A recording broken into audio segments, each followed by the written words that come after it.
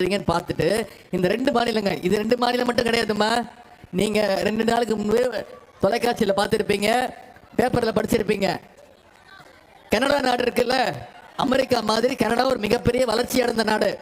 அந்த நாட்டினுடைய பிரதமர் அவர் சொல்லியிருக்காரு, தமிழ்நாட்டில் முதலமைச்சர் காலை உணவு திட்டம் சிறப்பான திட்டம், அந்த திட்டத்தை கனடா நாட்டில் நான் முறைப்படுத்த போறேன், கொண்டு வர போறேன்னு.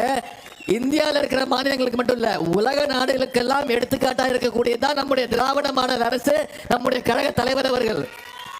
எல்லாம் கேட்கறாங்கல்ல, திராவிட மாடல் அரசு தான் என்னன்னு. இதுதான் திராவிட மாடல் அரசு, அனைவருக்கும் எல்லாம் அப்படின்னு தான் திராவிட மாடல் அரசு.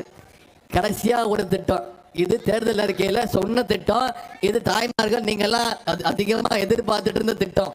அதுதான் கலைஞர் மகளிர் உரிமை தொகை திட்டம். இப்ப வரைக்கும் அதுல விண்ணப்பிச்சவங்க 1,60,60,00,000 மகளிர் விண்ணப்பிச்சிருக்காங்க. செப்டம்பர் 15ஆம் தேதி ஆரம்பிச்சு மாசம்